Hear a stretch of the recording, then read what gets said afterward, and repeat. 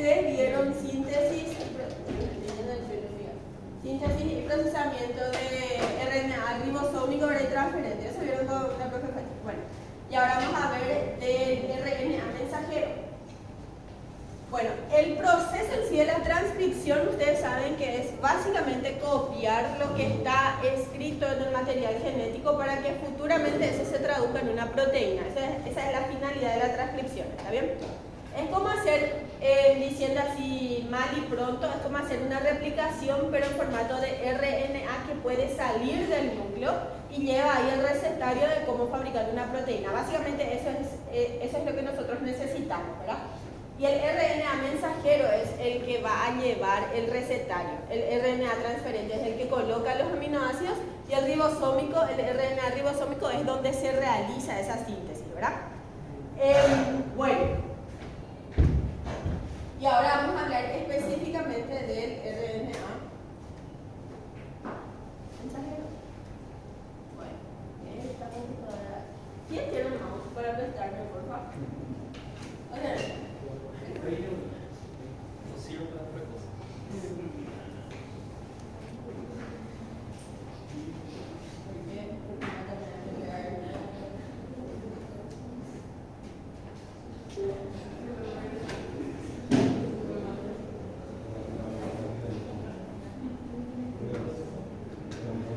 Bueno, nosotros tenemos una maquinaria para la transcripción, para la síntesis del RNA mensajero, ¿verdad? Primeramente necesitamos de una RNA polimerasa 2, que es la que va a constar de 12 subunidades y es la que va a transcribir el RNA mensajero, ¿verdad? A partir del DNA va a empezar a copiar en formato de RNA la información que nosotros necesitamos, ¿verdad? Por ejemplo, se necesita fabricar bomba de sodio-potasio, ¿sí? Que sabemos que es una proteína, en fin, ¿verdad? La bomba de sodio-potasio necesitamos, qué sé yo, más en la membrana, entonces ocurre una serie de señales dentro de la célula que indican que se tiene que copiar, parte del DNA donde está escrito cómo es que se tiene que fabricar, cuál es la secuencia de aminoácidos que componen a la bomba de sodio-potasio, ¿verdad? Entonces ahí se activa todo el mecanismo de transcripción para que se pueda sacar ese fragmento de DNA, para que se pueda sacar una copia de ese fragmento de DNA donde está codificado la manera en que se puede crear esa bomba de sodio-potasio, ¿verdad? Y para que nosotros podamos copiar necesitamos la fotocopiadora primero, que sería la RNA polimerasa 2, que tiene 12 subunidades, y también algunos factores generales de la transcripción. ¿Se recuerdan ustedes? Para la replicación, por ejemplo, teníamos factores permisivos y todo eso también, que no era solamente la RNA polimerasa y ya empezaba a replicar el DNA y terminaba el pleito, sino que necesitaba muchos otros colaboradores para que se lleve a cabo la replicación en sí. Bueno, en la transcripción es similar, también necesitamos factores generales de la transcripción que son como otras proteínas que le van a hacer el aguante a la RNA polimerasa para que pueda copiar finalmente esa porción del material genético, ¿está bien? Bueno, entonces, estos factores generales de la transcripción, algunos están muy bien detallados, sabemos muy bien cuántas unidades tienen, cuál es su actividad específicamente, y otros no tanto, otros se saben así superficial nomás. Y son los que se conocen con las siglas de GTF. Ellos se van a unir a un sitio en el promotor. Díganme un poco qué es lo que es el promotor. Porque ustedes esas partes ya dieron. Promotor, ¿verdad? Codificador. Donde ocurre la transcripción. La verdad que yo no me estoy recordando bien el concepto, pero era así. ¿Cuándo? ¿Dónde? ¿Cuántas veces? Esos eran los conceptos, ¿verdad? Ordenen un poco. Porque de verdad yo no me estoy recordando. Me recuerdo que era así como se estudiaba. En una parte era cuándo se tenía que transcribir, en otra era cuántas veces. ¿Sí? El ADN, el nombre con el parental y después qué tal la representación. Algo así era. Pero no se recuerdan, ustedes no estudiaron todavía transcripción parte 1. Porque sí o sí eso les explicó la profesora. De verdad, promotor dice dónde, ¿verdad? ¿Y después?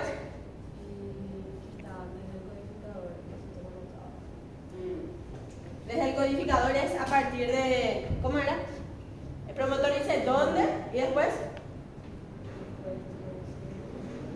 regulador dice ¿Cuántas veces? Regulador, ¿cuántas veces? ¿Y codificador?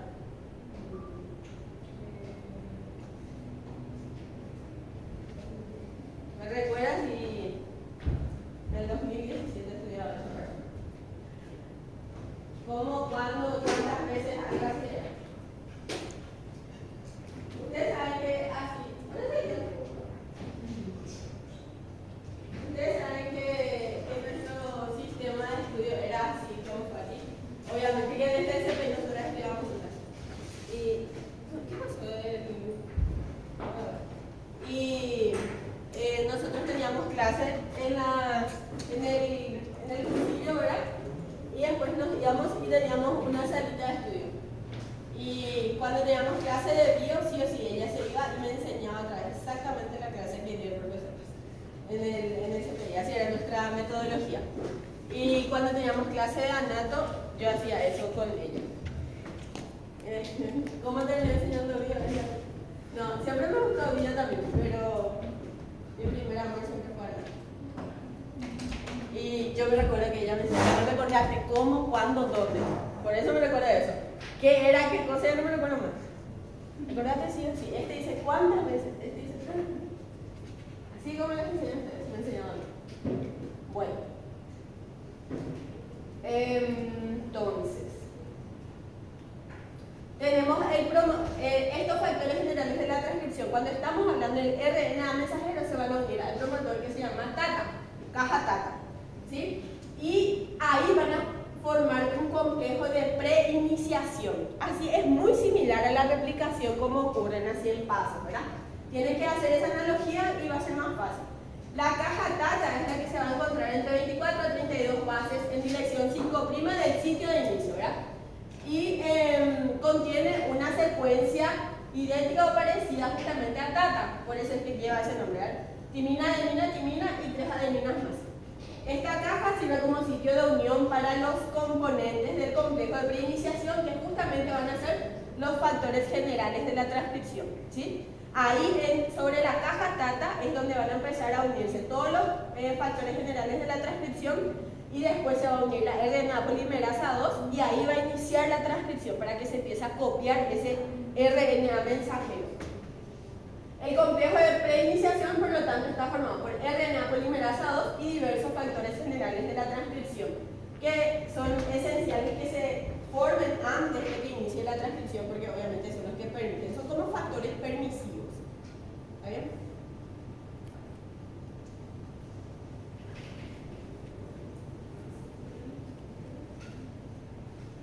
¿Por qué acá aparece así? Acá aparece así. Bueno. Acá está. Estos serían los factores generales de la transcripción que nosotros estudiamos en síntesis del RNA mensajero. Primeramente tenemos al factor general de la transcripción que sería TF2D. Este tiene dos subunidades. TBP, que va a ser el que se va a unir a la caja TATA. ¿Se recuerdan? Decía que teníamos el promotor, que era la caja TATA, ¿verdad? Y ahí se unían el complejo de preiniciación. Todos estos van a formar parte del complejo de preiniciación. Y el primer factor de transcripción que se une va a ser TF2D y la subunidad TBP es específicamente la parte que va a reconocer la secuencia TATA y se va a unir a él. Y la otra subunidad es STAF, que serían subunidades diferentes que están relacionados con TDP. O sea, tenemos dos partes y la función principal le vamos a atribuir a TBP. Después de que se une TF2D al promotor, ¿verdad? A la secuencia TATA, viene acá TF2D con sus subunidades TBP y TAF. Se une acá. TBP y TAF. Se une a la secuencia TATA, esta sería la caja TATA. Ahí va a venir TF2A y TF2B, que va a formar el ambiente para que finalmente ingrese la RNA polimerasa 2. ¿Está bien? Entonces TF2A y B se unen luego de que TF2D ingresa a un sitio específico y junto con TF2D proveen un sitio para la unión de la RNA polimerasa 2 con su TF2F adherido. Bueno, en síntesis. Llega primero el TF2D, ¿verdad? Que está formado por TBP y TAF. Y después va a venir TF2A TF2A y acá TF2B. Una vez que todo esto está unido a la caja TATA, ahí entonces puede venir la RNA polimerasa 2 y la RNA polimerasa 2 siempre está unida a la TF2F. ¿Está bien? Entonces, una vez que nosotros ya tenemos todo esto armado, ahí se forma el ambiente ideal para que venga la RNA polimerasa 2 junto a TF2F. Este sería la RNA 2. Bueno, y una vez que ya está unido TF2D, TF2A, TF2B, RNA polimerasa 2 con TF2F, ahí viene TF2H. Esta es uno de los factores de transcripción que nosotros sabemos bien que tiene 9 subunidades, de los cuales 3 tienen actividad enzimática. 2 de ellas va a ser helicasa y uno va a ser quinasa, ¿sí? Que fosforila a la RNA polimerasa 2. Entonces, una vez que está todo esto, va a venir también TF2H. Tienen que recordarse que este es helicasa, porque vamos a necesitar de una helicasa para que se pueda copiar, ¿verdad? Del DNA. Helicasa más quinasa. Y finalmente tenemos TF2E, que junto a la TF2H se une al complejo luego de que la RNA polimerasa 2, TF2F, se encuentre en posición, y ahí recién la RNA polimerasa 2 es una máquina activa y recién puede deslizarse y empezar la transcripción cuando se une TF2.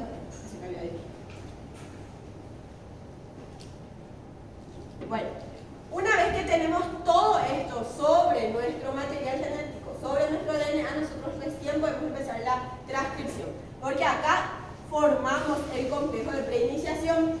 Entonces, rebobinando, tenemos el promotor, que sería TATA, que se encuentra a 24 a 32 bases en dirección 5', decía, ¿verdad?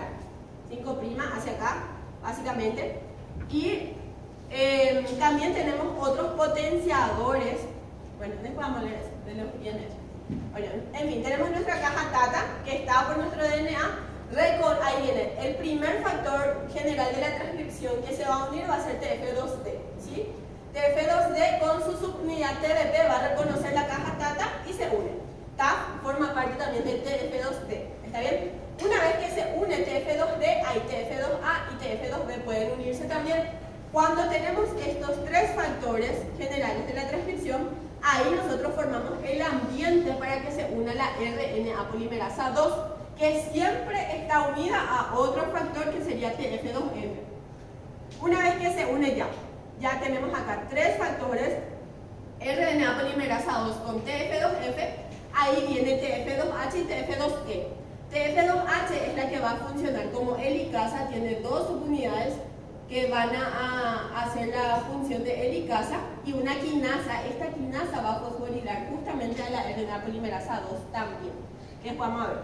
Y la TF2E se une, y a partir de que ella se una, ahí esta RNA polimerasa 2 es activa, es como que puede empezar a replicar, a transcribir, digo, ¿está bien? Se convierte en una máquina activa de transcripción, activa de transcripción, ¿está bien? Y acá vemos cómo sucede esto.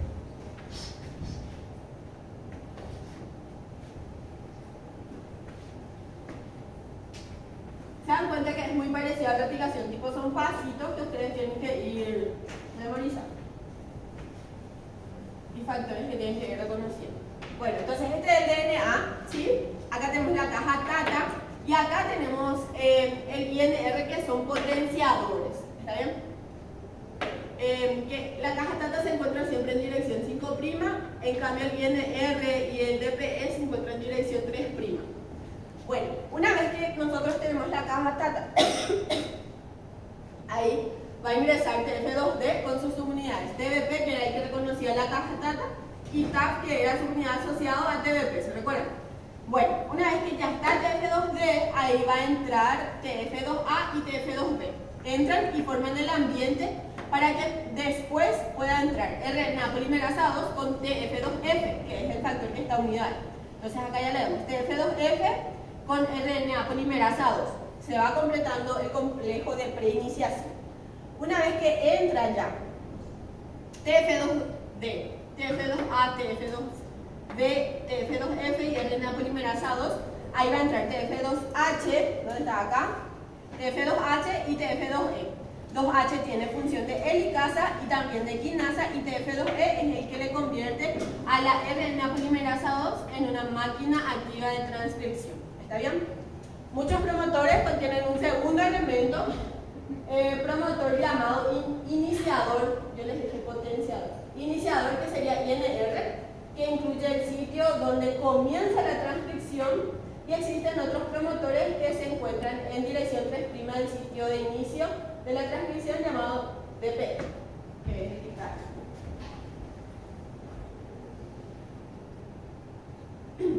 Y acá vamos a hablar un chiqui más sobre la RNA polimerasa 2.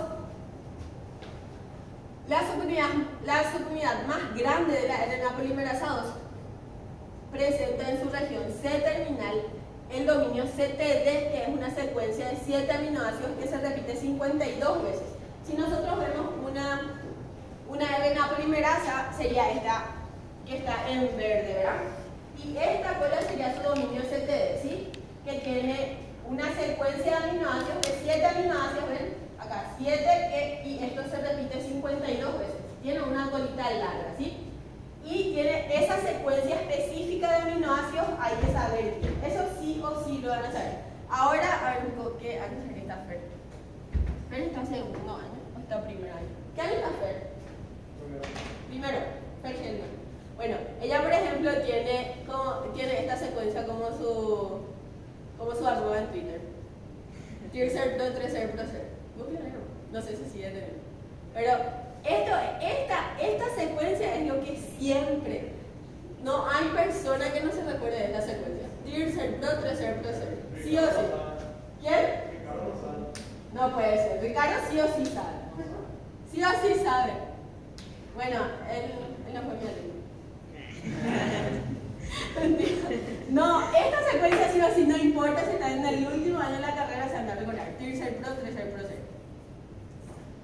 Es como el pentapéptido conservado también. No, dígame un poco el pentapéptido conservado. Sí, eso sí o sí. Es así. Tipo, ni siquiera hace falta pensar. Memoria muscular, por ahí tiene la lengua, dice nomás.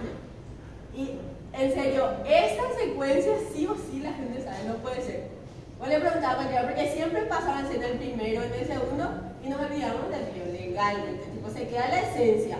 Pero vos le preguntaba a alguien del quinto, del sexto, y eso, que nunca más le llovió, y sí o sí sabe recordar del Tirser, pro, treser, procer.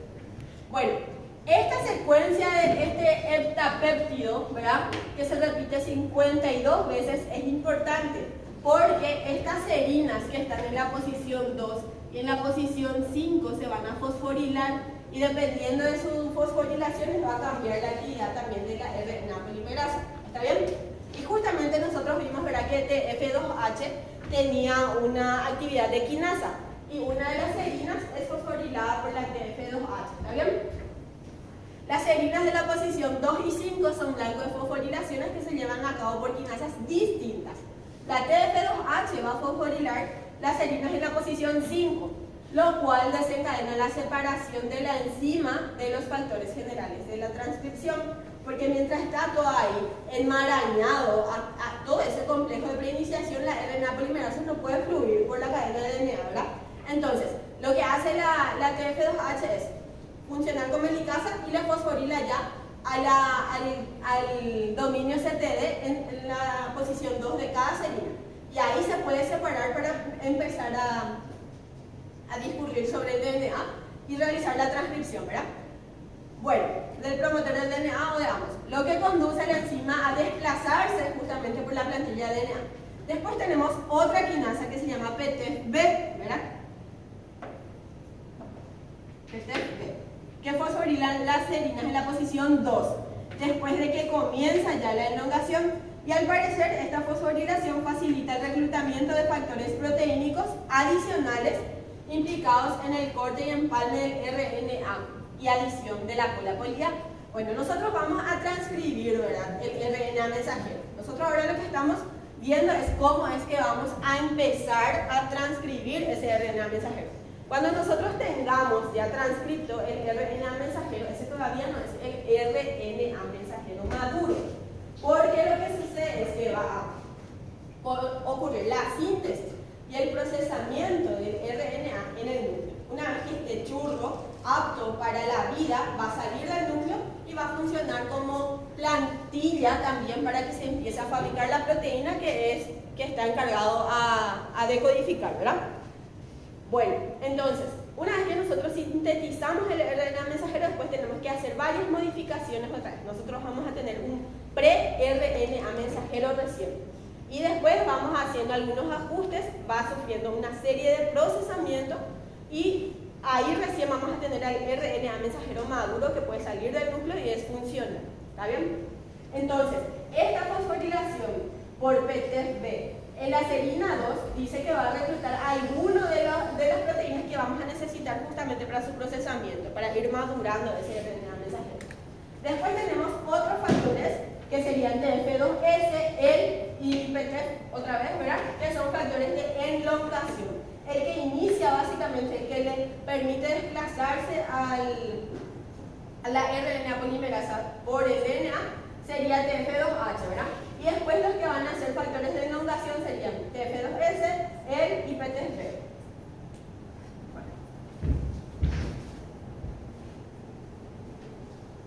Y acá vemos básicamente, tenemos otra vez el complejo de preiniciación y acá ya vemos que está fosforilada en la posición, en la serina 5 del CTD, que está a cargo justamente de TF2H, que no le veo acá. ¿Dónde está TF2H? No le veo acá, bueno, ahí está TF2H, acá ya no se le ve más. Le fosforilo y ahí va avanzando ya por la cadena de DNA y ven acá ya está saliendo el RNA mensajero, el pre-RNA mensajero, ¿ven? Y este sería el otro que va a fosforilar justamente la posición 2 de estas serinas, la serina en la posición 2, que va a ayudar a reclutar otras proteínas más que se necesitan para el procesamiento del RNA mensajero. Bueno, en cuanto a su estructura, la estructura y las propiedades que tienen el RNA mensajero. Tienen, obviamente que su función, su sentido de la vida es que tienen nucleótidos que van a codificar un polipéptido en particular. O sea, un RNA mensajero está hecho y se forma en este mundo para que codifique una proteína en particular. Nosotros dimos el ejemplo hace rato de sodio potasio, por ejemplo, ¿verdad? Se sintetizan en el núcleo, porque ahí se copia del DNA, y se procesan también en el núcleo. Y finalmente, una vez que ya esté en forma de RNA mensajero maduro, recién sale al citoplasma. ¿No es que ocurre? Síntesis en el núcleo, procesamiento en el citoplasma, ¿está bien? Esto es un dato importante.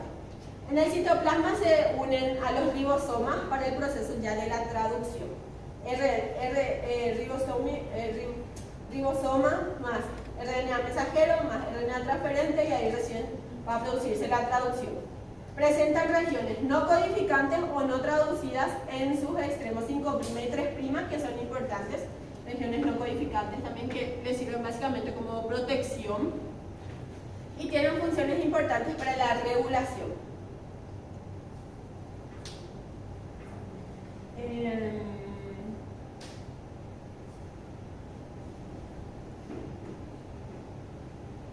Yo les daba degradación de cola polida y eso es en traducción recién se les va a dar. Pero ya les dio, ya la profe Fatienda. En los extremos 5' y 3', los RNA mensajeros sufren modificaciones que no se escriben para los RNA transferentes y ribosómicos. O sea, los mensajeros son un poquito más especiales, por eso es que hay una clase para RNA mensajero exclusivamente. Pero pese a eso, es correcto.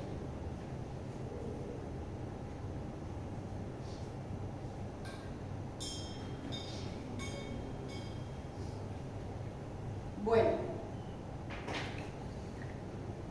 y acá podemos ver que existen unas regiones no traducidas hacia el extremo 5' y 3' y la región codificante que se queda en el medio. Ahora, ¿cuáles son las modificaciones que sufren? Nosotros ya tenemos, ya sabemos cómo se transcribe, ya tenemos nuestro pre-RNA mensajero, ¿verdad? Y ahora, ¿cuáles son las modificaciones que vamos a hacer sobre él para que sea finalmente un RNA mensajero maduro? Primeramente lo que hacemos es un agregado de capuchón o casquete de metilguanosina hacia el extremo 5'. Vieron que ese RNA mensajero tiene, ¿verdad?, el recetario de cómo hacer una proteína, y eso se tiene que cuidar, porque una vez que sale del núcleo, tiene que encontrarse con un RNA, tiene que encontrarse con un ribosoma y empezar a sintetizarse, ¿verdad? Toda vez que ese RNA mensajero sea íntegro, esté completo, va a empezar a codificar la proteína cuantas veces sea necesario. Y vieron que nosotros, por ejemplo, en este momento la célula necesita bomba de sodio potasio, ¿verdad? Necesita bomba de sodio potasio y se empieza a fabricar el RNA mensajero que va a traer la información de cómo hacer esa bomba de sodio potasio. Sale en el citoplasma y empieza el proceso de traducción, ¿verdad? Se sintetiza la proteína. Pero eso va a ser sin límites si es que no se destruye ese RNA mensajero, ¿entienden? Tipo, ya se sintetizó una bomba, dos bombas, se va a ir sintetizando todas las veces que ese RNA mensajero esté íntegro, ¿me entienden? Para que se deje de sintetizar esa bomba de sodio y potasio, tenemos que destruir el RNA mensajero. Se destruye el recetario y ya no se puede fabricar, ¿entienden?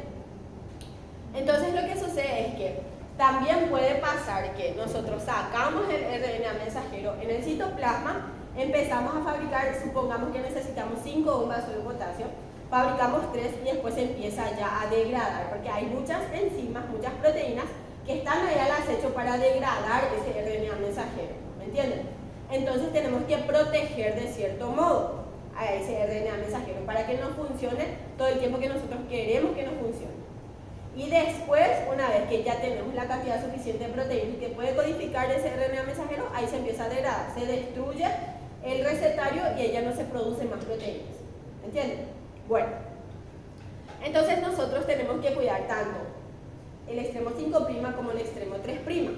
Y tenemos como protectores, son como casquetes que le protegen, ¿sí? Y aparte de protección sirven para otras cosas más, como para direccionar hacia el ribosoma o bueno, mantenerle viable, que es lo que estamos diciendo básicamente. Tienen otras funciones. Estas modificaciones sirven para eso. El agregado del capuchón es como ponerle un casco hacia el extremo 5' a nuestro RNA mensajero para que no se consuma, ¿entienden? Y también tenemos el agregado de cola poli A, que es lo mismo, acá se empieza a agregarle. Se sintetizó todo el RNA mensajero, ahí está, de pe a pa, qué aminoácidos tienen que entrar en qué secuencia para que se produzca una proteína. Y una vez que está completo, eso se empieza a agregar 250 o 230 adeninas, así de seguido. Por eso se llama cola poli A, poliadenilación. Y hay muchísimas adeninas adheridas hacia el extremo 3', y eso se va consumiendo de a poco. Y una vez que esa adenina, esa cola poli A queda en 10, ahí ya pierde estabilidad el RNA mensajero. Ahí significa, bueno, stop. Tengo que parar porque esto en cualquier momento se va a degradar todo. ¿Entienden? Sirve como protección. Y esas modificaciones demasiado bien se estudiaron y se sabe exactamente cómo ocurren. Y eso es lo que nosotros vamos a estudiar. El hnRNA es la transcripción primaria o el pre-RNA mensajero, que es lo que nosotros transcribimos con todo ese complejo de pre-replicación y con la RNA polimerasa. Transcribimos ese RNA en bruto, es justamente el hnRNA o pre-RNA mensajero, ¿verdad? Y después de que sufre estas modificaciones, va a madurar. Finalmente va a ser un RNA mensajero maduro. Esto se le coloca, ¿verdad? Y después sufre otra vez otro proceso que se llama corte y empalme, y después de eso recién es el mensajero maduro. ¿Nadie se entiende? ¿Sí? Nunca lo debo.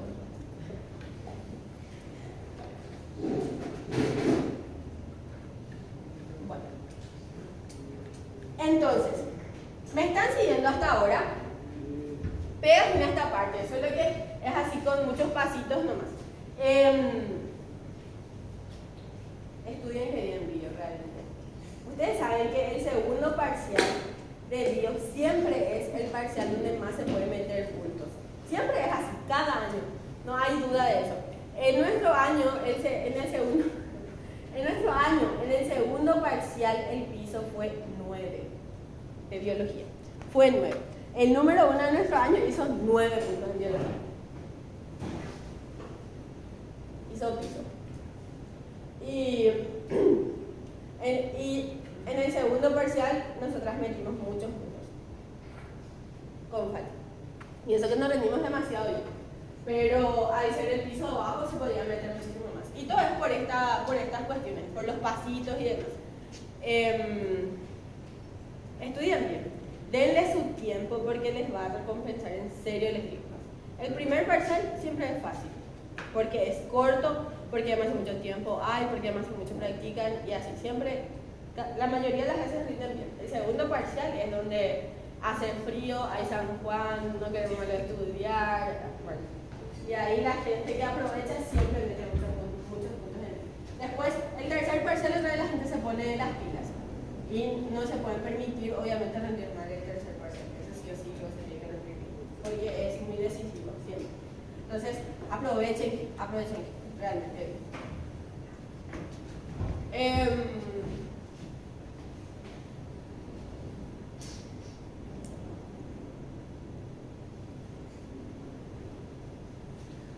Entonces, lo primero que ahora vamos a ver va a ser el agregado del capuchón o casquete de 7-metilguanosina, se suele decir.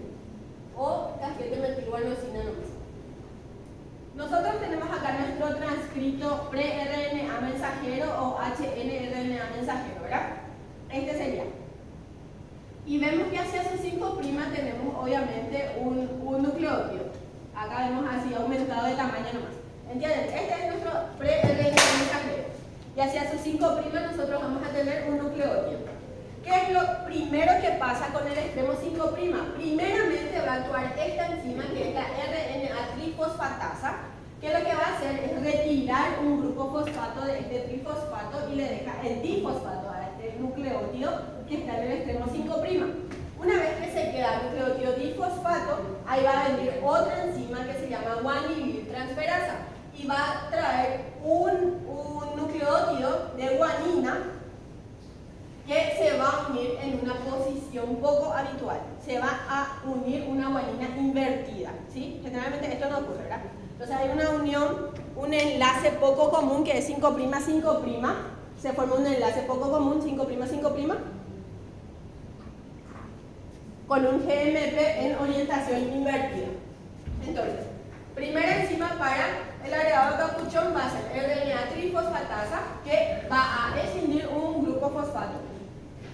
Luego va a actuar la guanililtransferasa, que va a adicionar una guanina en posición invertida y formar un enlace poco típico que va a ser 5'5'.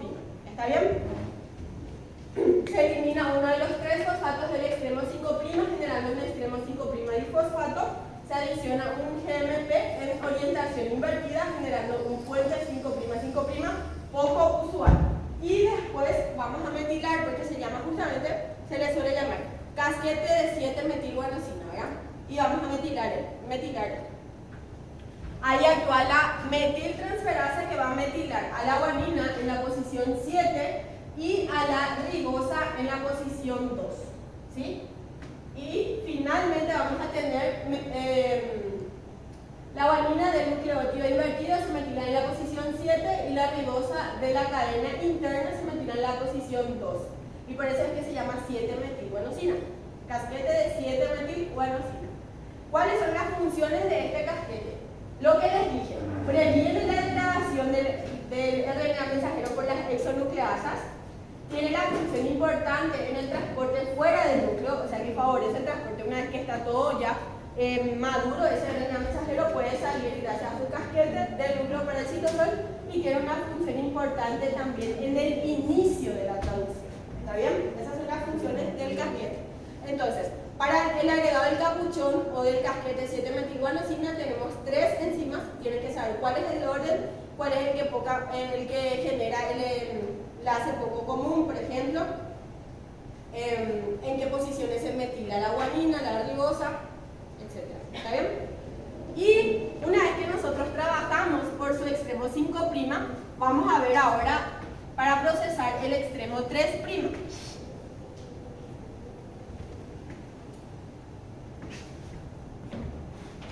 Bueno, ¿qué va a ser el agregado de la cola poli A o poliadenilación? Supongamos que este sea el molde de DNA, ¿verdad? Este va a ser el molde de DNA donde nosotros tenemos que transcribir. Acá se formó el complejo de preiniciación, todo lo que ustedes quieren, la RNA polimerasa empezó a transcribir y se transcribe el gen, ¿sí? Se transcribe. Existen señales, cuando se está transcribiendo, existen señales de poliadenilación en el transcripto primario que indica que dentro de un rato se va a cortar el transcripto primario por medio de una nucleasa. Voy a leer que después les voy a explicar. Se corta el transcripto primario 10 a 30 nucleótidos después de la señal de la poliadenilación por medio de una endonucleasa y luego la enzima A polimerasa agrega 200 a 250 nucleótidos de adenina sin necesidad de un molde. Bueno, ¿qué es lo que pasa? Se está transcribiendo acá este RNA, ¿verdad? Se transcribe y encontramos acá una señal de poliadenilación. Bueno, pero sigue transcribiéndose. Una vez que nosotros pasamos por la señal de la poliadenilación, ahí se empiezan a reclutar todos esos otros. ¿Se recuerdan ustedes que habían otros factores de elongación que justamente le reclutaban a través de las proteínas que van a ser útiles para el procesamiento? Cuando empezamos a hablar, dijimos, ¿verdad? De el, PT, TF2S, ¿verdad? Y decían, son factores de elongación que van a reclutar a otras proteínas necesarias para el procesamiento. Bueno, podemos atribuirle, por ejemplo, esa función. Una vez que llegamos a la señal de poliadenilación, significa, bueno, por acá cerca tenemos que cortar porque tenemos que empezar a agregar una cola de poliadenina, ¿verdad? Se corta, pero esto va a seguir, la RNA polimerasa 2 va a seguir transcribiendo hasta que llegue al final del gen, ¿sí? Acá ya se cortó esto, pero esto se sigue transcribiendo, porque todo este gen se tiene que transcribir. Y una vez que nosotros llegamos a la señal de poliadenilación, significa que el resto ya no nos va a codificar la proteína. Tipo, acá ya está la información, ¿entienden?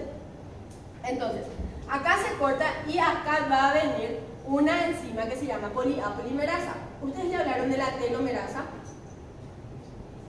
Ya les hablé de la protofatía de la telomerasa, ¿verdad? Bueno, la telomerasa es también una RNA polimerasa, pero que necesita de un molde, ¿verdad? Que tiene luego su propio molde adherido, ¿verdad? ¿Sí? ¿Pero están estudiando? Porque no puede ser que yo que no di esa parte, ustedes saben que lo que yo no doy no estudio. Y yo me recuerdo, y ustedes no se están recordando. Entonces, tenemos algunas RNA polimerasas que necesitan de molde, otras que no necesitan de molde. Esas son preguntas de exámenes. ¿Está bien? La que necesita de molde, por ejemplo, es la telomerasa. Y la A polimerasa tiene la capacidad de adherir adeninas, ¿verdad? De poner adeninas sin necesidad de un molde. Esa es una particularidad que tiene. Una vez que nosotros cortamos nuestro pre-RNA mensajero, ¿verdad? Empezamos a polimerizar adeninas. 200 a 250 adeninas tiene que tener. Tiene que salir con esas 250 adeninas fuera del núcleo. Porque como les dije, eso a medida que va envejeciendo ese RNA mensajero en el citoplasma, se va a ir consumiendo esa cola polilla. Se va consumiendo y pierde estabilidad cuando llega a unos 10 a 30 adeninas y nomás le queda, ahí pierde estabilidad. Y ahí empieza ya a degradarse. ¿Entienden? Por eso es que es importante tener la cola polilla. El corte del transcripto primario por la endonucleasa que sucede allá no indica que la transcripción ya se detiene. No es que acá yo corto y este resto yo no voy a polimerizar, ¿entienden? Eso es lo que está diciendo. Yo corto acá, pero esto va a seguir polimerizándose y después esto se va a degradar, porque no nos importa, ¿verdad? Pero todo el gen sí o sí se tiene que polimerizar. O sea, se tiene que transcribir.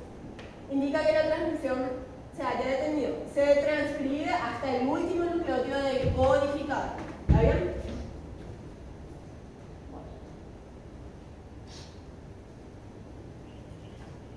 Básicamente esto es el agregado de la cola poli A. El agregado del casquete y el agregado de la cola poli A es facilito. Ahora el corte y empalme lo que es un poco más complicado. Acá hay otra imagen donde explica el agregado del casquete.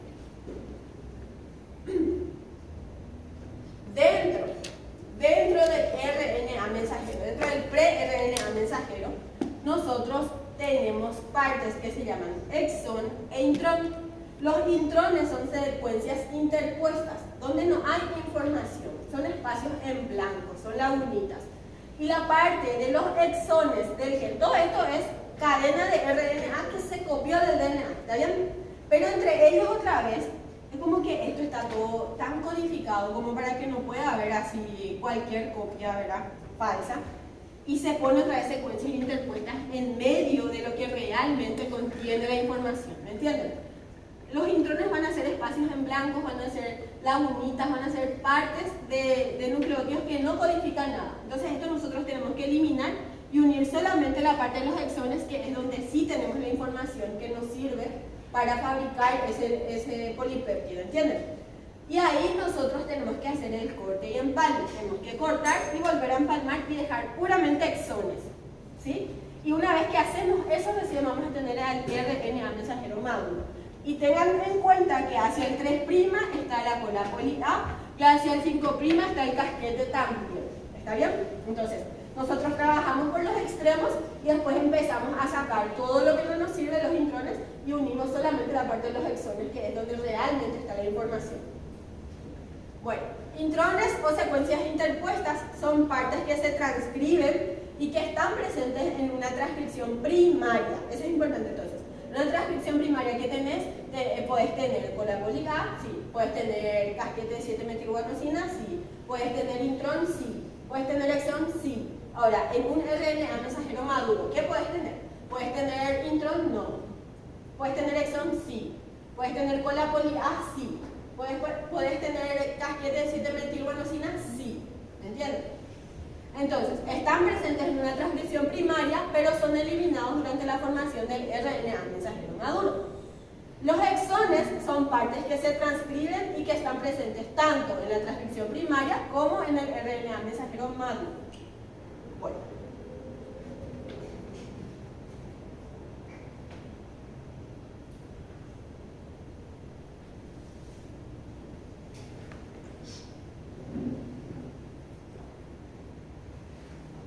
Esta es una forma de corte y empalme que trae el libro, que es en forma de lazo, de vaquero. Lean un poco de esta parte, es muy interesante. Cómo trae el libro una forma en que se puede hacer el corte y empalme, ¿verdad? Pero hay otra forma que nosotros vamos a describir bien. Esto quiero que lean. La imagen ya explica ya cómo se forma el lazo, cómo se saca la parte, esto fue el intrón, ¿verdad? Cómo se saca la parte del intrón y se unen los exones, pero lo que nosotros vamos a detallar bien va a ser la otra forma.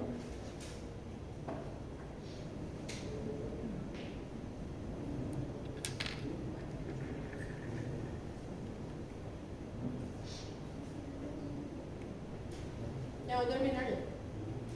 ¿Quieren seguir ya nomás o quieren descansar un ratito?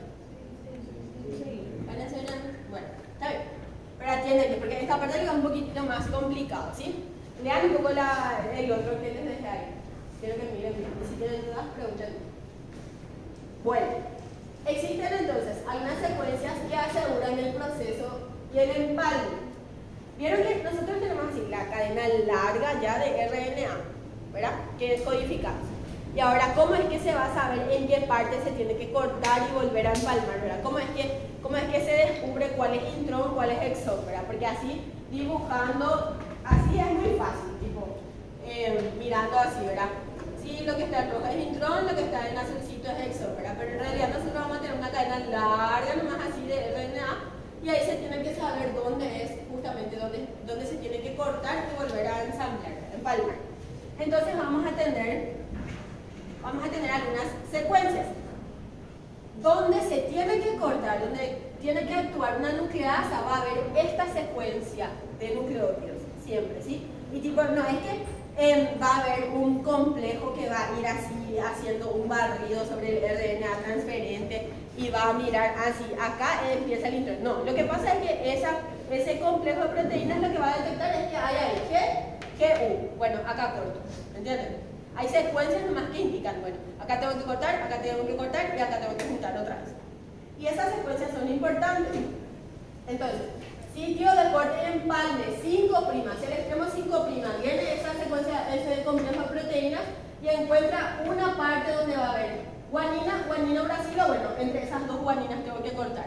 Ahí la nucleasa va a detectar y va a cortar, ¿entienden? Y hacia el extremo 3' viene y encuentra una secuencia de adenina, guanina, bueno, entre esas dos guaninas tengo que cortar, ¿está bien? Y esto tienen que saber cuáles son las secuencias de corte y empalme, 5' y 3'. Este año me recuerdo muy bien, porque en ese tiempo, siempre cuento esto, seguramente que en mis grabaciones de clases pasadas están. En ese tiempo había una persona que tenía esta inicial, AG, y era justamente el hincha de la propia espalda. Y yo le decía, sí, ya sé cómo me va a recordar, porque yo siempre le hinchaba, pero bueno, no me agradaba. Esa es una historia aparte. Por suerte ya desapareció esa persona. Y yo le decía que, wow, me reía y decía el nombre del tipo. Así es, estúpido era mi nombre. Pero demasiado yo me recordaba. 5' GGU y 3' era del imbécil y después una G. Me recuerdo muy bien. Entonces, hagan así hematecnias estúpidas. Se van a recordar hasta ahora, después de tantos años, me recuerdo. Hagan. Porque no me agradaba. Ustedes saben, o sea, los tipos saben que ustedes realmente le tienen que agradar primero a la mejor amiga y después a la tipa. Porque si a la mejor amiga no le agradan, entonces está difícil. Eso es así. Ley primera. No, vas a poder estar con la tipa si no le cae a su mejor amiga. Así nomás. Bueno. Entonces, sitio de corte y empalme 5' va a ser GGU y se corta entre las dos guaninas. Y 3' va a ser adenina, guanina y se corta entre las dos guaninas. También existen secuencias polipirimidina cerca del extremo 3'. Esta sería la secuencia polipirimidina. ¿Cuáles son las pirimidinas?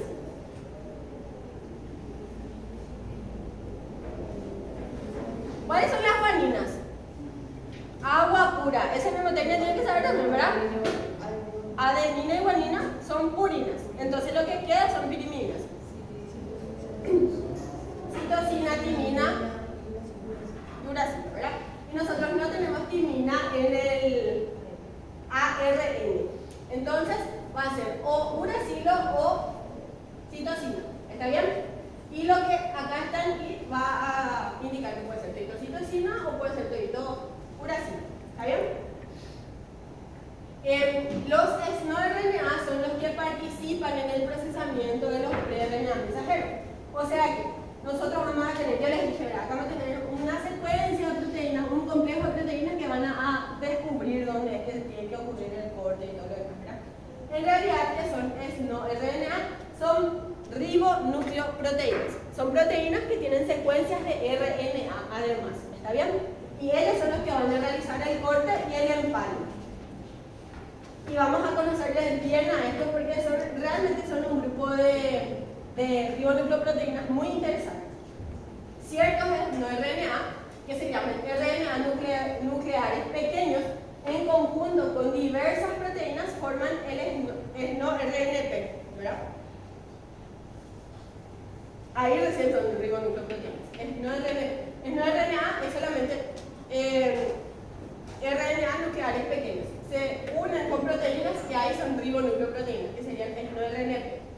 El complejo que forman estas RNP, que ahí ya serían ribonucleoproteínas, para trabajar en el corte y empalme se denomina empalmosoma. El empalmosoma no es una estructura preformada en el núcleo.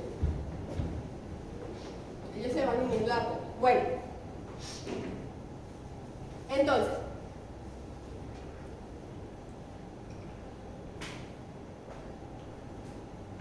tenemos los SNO-RNA, ¿verdad? Que serían los RNA nucleares pequeños, ¿sí? Y una vez que se unen a la proteína se llaman SNO-RNP, ¿verdad? Entonces, el SNO-RNP serían SNO-RNA, que sería la porción de RNA, más una proteína, que las proteínas que forman parte de los SNO-RNP son las proteínas SM. Hay un anillo de proteínas SM que son comunes a todos estos SNORNP y tienen sus nombres. Estos van a formar el empalmosoma, porque van a cortar y empalmar el RNA, ¿está bien? U1 es la primera en entrar, U1 es un SNORNP, que es el primero que va a entrar. Después U2 es reclutado por otro que se llama U2AF. U4 es el inhibidor de U6. U6 es una ribosima. ¿Qué significa ribosima? Tenemos enzima y tenemos ribosima. Yo me recuerdo que este año ya les dije la diferencia. Enzima. Toda proteína puede ser enzima.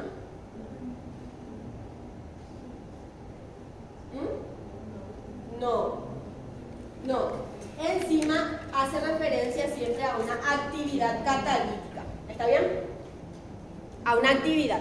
Podemos nosotros tener una proteína nomás, como por ejemplo SSB, que es una proteína de unión a cadena monocatenaria, ¿verdad? No hace nada. Ella forma enlaces, no. Corta enlaces, no hace nada. Es una proteína nomás, pero no es una enzima. Sirve de tranca.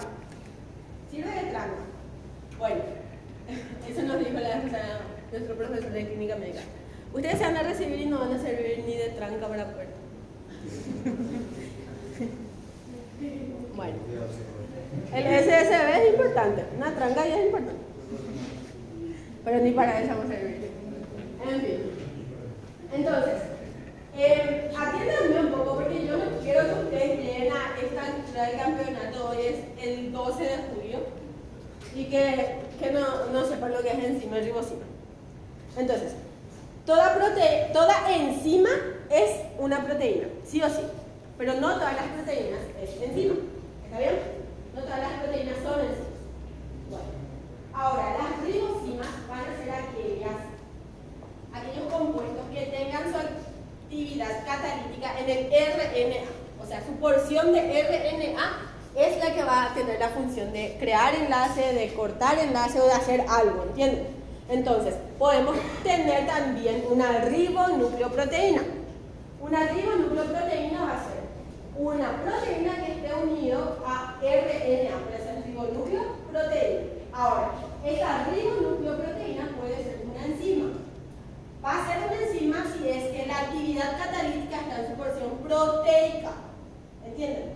O puede ser una ribonucleoproteína que sea ribosima.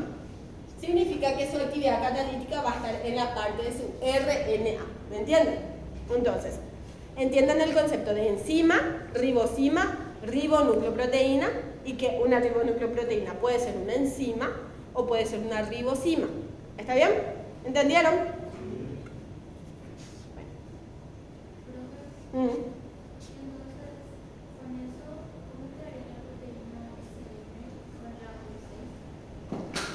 La U6 va a tener, bueno, su porción proteica y su porción de RNA, pero su actividad catalítica está en su RNA. La parte SM no va a tener función catalítica, por eso es una ribosima. ¿Está bien? Sí. Bueno, y vieron que este es el que tiene la actividad catalítica, ¿verdad? Y si es que este está activo, va a cortar en cualquier lugar. Entonces tiene algo que le está inactivando. Mientras U6 está unido a U4, no puede ejercer su actividad de ribosima. No puede cortar nada. Ahora, cuando U6 se desliga de U4, ahí es activo y puede cortar. ¿Entiendes? Acá tenemos el único ejemplo de una SNORNP, que es la de la U1. Todos van a tener un anillo SM en común. Este es el anillo SM, que tiene 6 subunidades. O 7. 7. 1, 2, 3, 4, 5, 6, 7.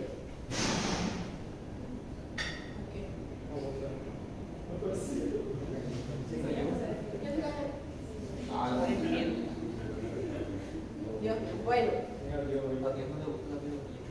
No le gusta. No, sí le gusta. Bueno, entonces, este anillo SM va a ser común en todos. O sea, ustedes se dieron cuenta que tenemos U1, U2, U4, U6, U5, no tenemos U3. ¿Sí? Todas estas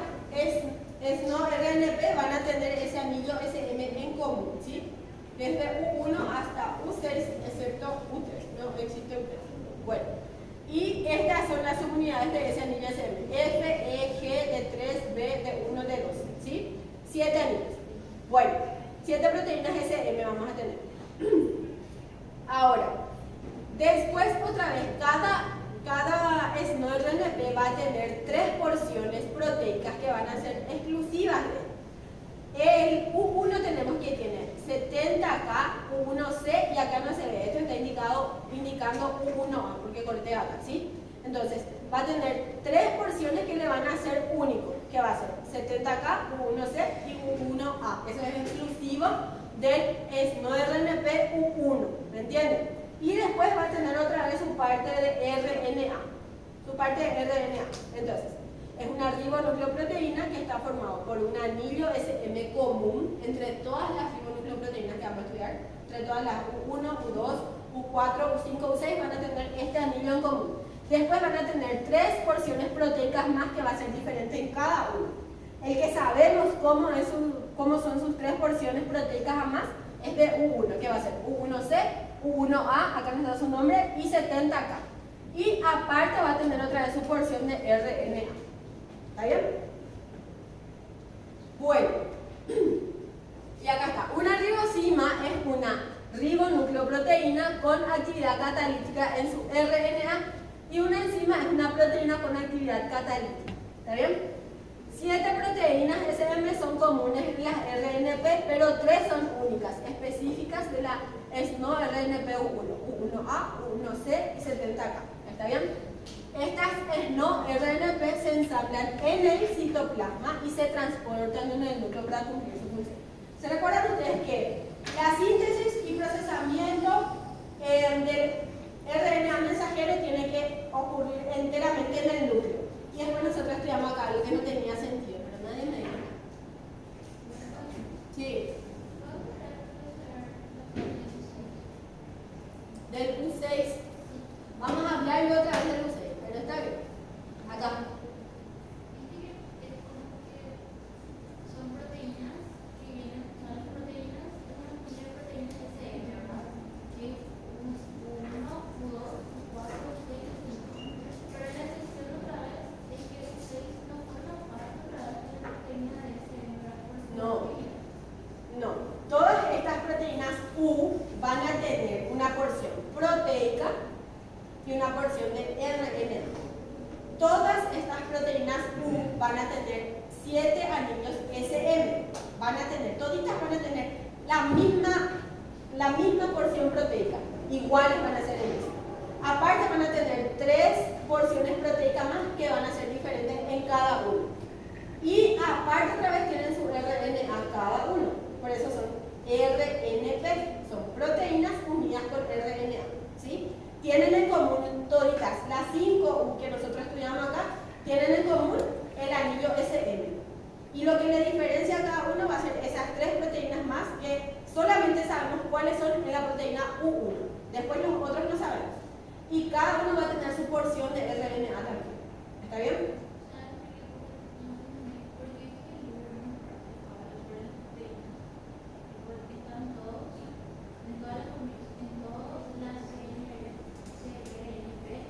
Excepto en la U6. No, que yo sepa, no. Sí, también tiene que tener. Tengo que ver esa parte que me decís. Bueno, me tienes que mostrar porque todos tienen. Miren, acá decía algo. El empalmosoma no es una estructura preformada en el núcleo, decía. Y se refería a esto, a que estas SNO-RNP se ensamblan en el citoplasma y después se transportan en el núcleo para que ejerzan la función en el núcleo. ¿Está bien? Después la clase mostrarme, ¿está bien? Para ver bien a qué te refieres. Este sí es un aumentador. Yo solo te les dije aumentador para mí en vez del iniciador. Secuencias S son aumentadores de corte de empalme exónico, ¿sí? Que son secuencias específicas y que marcan el sitio de unión de las proteínas SR. Estas proteínas ayudan a reclutar a las SNO-RNP en los sitios de corte y empalme. El primer paso que va a ocurrir es lo siguiente. tenemos exon 1, exon 2 y tenemos el intrón, ¿verdad? Y nosotros lo que va a pasar, lo primero que va a pasar es que U1 va a empezar a unirse al intrón, ¿sí? Al sitio de corte y empalme. Es el primero que entra a formar parte del empalmosoma. Bueno, se reconoce la secuencia, ¿verdad? De corte 5', 3', entra U1. ¿Está bien? Entra U1. GGU a GG, recuérdense que de esas secuencias. Entra U1. Una vez que entra U1, ahí tiene que venir U2, pero U2 es reclutado por otro que nosotros no le estudiamos, pero se le menciona que es U2AF. Al unirse al pre-RNA mensajero hace que se exponga un residuo de adenina en sitio de bifurcación. O sea que para qué poronga lo que estas no RNP tienen secuencias de RNA y tiene un sentido. Miren, acá se unió U1, ¿verdad? Y U1 en realidad, si nosotros le miramos haciendo el microscopio, vamos a ver, ¿verdad? Este es U1 y acá está la secuencia de RNA que forma parte de su estructura. Y eso le sirve para unirse. No, es que viene, se une y ya. Lo que pasa es que se empareja con el intrón. ¿Se dan cuenta? La secuencia de RNA que forma parte de la estructura de U1, atiéndanme. Esa secuencia de RNA es la que se va a emparejar con el intrón y por eso se une. ¿Entienden? Acá tenemos citosina, adenina, uracilo, citosina, adenina. Y viene y va a emparejarse con una parte del intrón que tenga complementariedad con su estructura. ¿Entienden? Entonces, acá citosina se empareja con guanina, ¿verdad? Adenina, uracilo, adenina, uracilo, acá no se empareja, se queda ahí, en la nebulosa. Este tiene luego una razón de ser también. Citosina, guanina, adenina, uracilo, ¿verdad? Bueno, ¿qué pasa? Ya tenemos U1, después tiene que entrar U2. Y U2 tiene la secuencia, acá está U2AF, ¿verdad? Que es el que le recluta a U2. Su estructura, nada de eso no sabemos. Sabemos nomás que está acá y que le recluta a U2. Y atiéndanme bien. Este uracilo, acá no se empareja. Ténganle ahí en el tintero. Recuérdense de eso. Y viene U2 con la secuencia de RNA que forma parte de su estructura también. Y lo que tienen que hacer es buscar una parte del intrón que pueda ser complementario a su estructura. ¿Entienden? Entonces ahí tenemos otra vez. Uracilo se tiene que emparejar con adenina, ¿verdad? Guanina, citosina, uracilo, adenina tiene que ser, ¿verdad? Pero ¿qué pasa? Esta parte del intrón era adenina, citosina, adenina, ¿verdad? Uracilo, citosina, adenina, uracilo. Y nosotros acá no tenemos UG, UU, A, ¿verdad? Porque si fuese así, atiéndanme, si fuese así, uracilo, guanina, uracilo, esta adenina acá tranquilamente iba a emparejarse también, ¿verdad? Pero lo que pasa es que tenemos un solo uracilo para dos adeninas. Entonces como que le desplaza a una de ellas, ¿verdad? Acá compiten por este y uno se queda, eso siempre pasa. Entonces, le desplaza hacia abajo. Y esto, a este desplazamiento, es a lo que se le llama sitio de bifurcación. Le desplaza hacia abajo porque no tiene con qué emparejarse. Después tenemos adenina otra vez. Y ahí ya tenemos uracilo para que se empareje. Guanina, citosina, uracilo, adenina, uracilo, ¿verdad? Entonces, acá se forma el sitio de bifurcación, ¿verdad? Hasta ahí estamos bien. ¿Me están siguiendo? Entonces, U2 va a generar este sitio de bifurcación por la estructura que tiene. Tiene que unirse, o sea, tiene que complementarse con el intrón y un uracilo nos falta acá, o una adenina está de más acá, entonces se le desplaza hacia abajo, ¿sí? Se le desplaza, se queda ahí fraccionada esa adenina. Y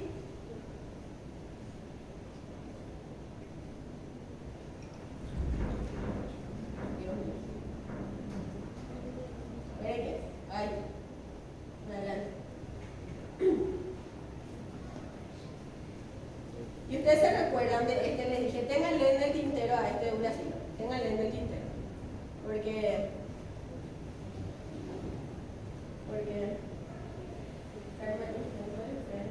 ahí sí se cae.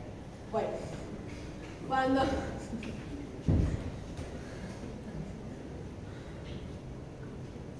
¿quién se va a ir al concierto de Taylor Swift?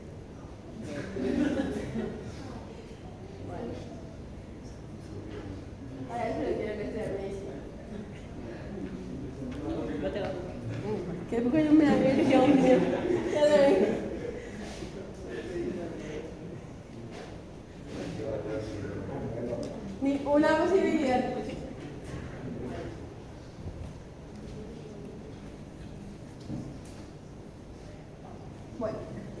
Después ya tenemos ya acá U1, U2, ¿verdad?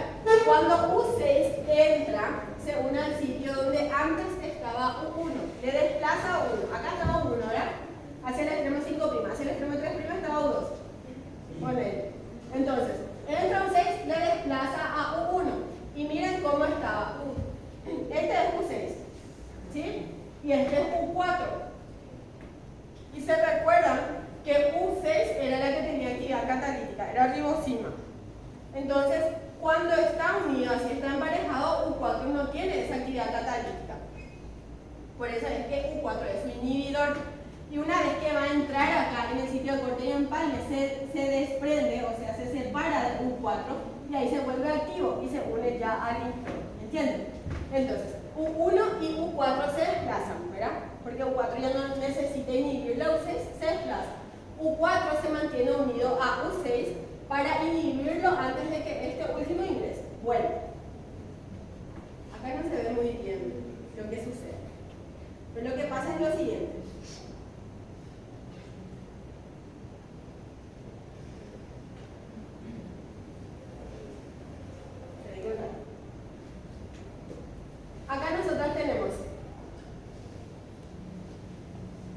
Acá nosotros teníamos a U1, ¿verdad? Acá teníamos a U1, tenemos la adenina que está bifurcada, ¿verdad? Con U2. Y acá, ¿se recuerdan ustedes que hacia U1, hacia el lado de U1, había un uracilo? Hacia el lado de U1 había un uracilo acá. Y esto pues se tiene que doblar, esto tiene que formar acá un lazo. Finalmente estos dos exones se tienen que aproximar, ¿verdad? Y una vez que estos se vayan aproximando, gracias a U6, esta adenina que está acá se va a aproximar a este uracilo, van a poder hacer contacto también, ¿verdad? Van a poder emparejarse. Y se va a reforzar ese lazo, por eso es que les dije que lean un poco bien porque acá explica cómo es que se forma justamente ese lazo. Acá también ocurre algo similar, solo que son entre purinas, adenina, guanina, ¿ven? Se van aproximando, hay una atracción rara y eso es lo que pasa con esto. Adenina, uracilo, también. Adenina, uracilo. ¿Ven? Se va a formar un lazo que se va a reforzar también ahí. Por eso es que este sitio de bifurcación acá se le dibuja así y es muy importante. Porque van a aproximar estos exones y se va a cortar esto finalmente. Acá nosotros tenemos U2, ¿verdad? Y van a darse cuenta que U6 ingresa en el lugar, U6 va a ingresar en el lugar de U1, ¿verdad? Acá estaba U1. Ingresa en el lugar de U1 y ahí U6 va a hacer también complementariedad con U2, eso va a hacer que se aproximen más y estos tengan más contacto. La adenina con la guanina se van a ir reforzando ese plegamiento hasta que U6 ejerza su acción justamente de ribosima y corte esto y se pueda empalmar el exón 1 con el exón 2. Ahora, U5, ¿dónde lo que viene a ser importante? U6 por su actividad de ribosima cataliza el corte en ambos extremos, tanto en 5' y en 3', ayudado por el U5 que tiene una proteína llamada PRP8 que contiene un dominio de RNasa en el extremo 3'. O sea que, ¿quién es finalmente el que hace el corte? Porque RNasa significa que corta RNA, ¿sí? RNasa. Nunca podemos atribuirle específicamente a U6 y a U5. Antes se decía que U5 corta hacia el extremo 5' y U6 hacia el extremo 3'. Antes se decía eso, ¿verdad? O viceversa. Pero actualmente no sabemos bien cómo ocurre eso. Lo que sí sabemos es que sí o sí tienen que estar U6 y U5 para que se realice el corte. Y ven que U2 y U6 tenían complementariedad, entonces formaban este lazo también igual que en el otro. Acá tenemos U6 con U2, tienen complementariedad, entonces forman el lazo y este sitio de bifurcación también forma complementariedad con el uracilo que estaba por allá, hacia el otro extremo. Y ahí se aproximan los exones para que se pueda cortar, ¿ven? Y ahí U5 con U6 cortan y se van a empalmar los exones y se retira el intrón. Y todo esto sería el empalmosoma, o sea, todas esas RNP que vienen para que se forme este lazo y se pueda cortar el intrón y dejar solamente los exones. Y esto ocurre todas las veces que sea necesario hasta dejar puramente exones. ¿Está bien? ¿Entendieron? Bueno, y eso es lo que pasa. Ese es el corte y empalme. Entonces, transcripción del RNA mensajero tienen que estudiar bien. Complejo de preiniciación, tienen que estudiar los factores generales de la transcripción. ¿Quiénes son? ¿Cuáles son sus características? No se olviden del TF2H, que es el único que sabemos que tiene 9 subunidades, de los cuales 3 tienen actividad enzimática, 2 helicasas y una quinasa. La quinasa fosforila en la posición 5 de la serina del dominio CTD, que era TIRSEL-PRO, TRESEL-PROSER, para transformarle a esa RNA polimerasa 2 para alejarle, o sea, para que se pueda desprender de los factores generales de la transcripción y pueda desplazarse por el DNA, ¿verdad? Recuérdense que después tenemos a la PTFB, que es otra quinasa que va a fosforilar al dominio CTD en la serina de la posición 2, que es lo que va a actuar para la elongación, va a reclutar a otros factores de elongación como TF2S, la PTFB y EL, que son proteínas que van a otra vez reclutar a otras proteínas para el procesamiento del RNA, ¿verdad? Recuérdense una vez que se transcribe todo, se tiene que colocar el capuchón de 7-metilguanosina, que hay 3 enzimas que actúan, primeramente una trifosfatasa, después una guanil transferasa y después una metiltransferasa, ¿verdad? Recuérdense del enlace conjugal 5'5', después recuérdense del agregado de la cola polisacario, que es el esquema del RNA mensajero, donde va a actuar una RNA polimerasa que no requiere de molde. Recuérdense que ahí también actúa una nucleasa. Recuérdense de la secuencia de poliadenilación. Recuérdense que sale con 200 a 250 adeninas fuera del núcleo. Y finalmente el corte y empalme exónico, que es muy importante. Recuérdense de la SNO-RNA. ¿Cuándo yo estoy hablando de SNO-RNA? ¿Cuándo estoy hablando de SNO-RNP? ¿Sí? ¿Cuál es la partícula? ¿Cuáles son las proteínas que forman al SNO-RNP-U1? ¿Sí? ¿Qué tienen en común? Apréndanse la secuencia, qué es la caja TASA, qué es INR, qué son las secuencias S. Todo lo que dimos es importante. ¿Está bien? Son varias cositas que tienen que tratar de mirar bien. Y eso es todo. Básicamente. Tienen una última clase el sábado de traducción. Esa clase tienen que venir porque tienen que ver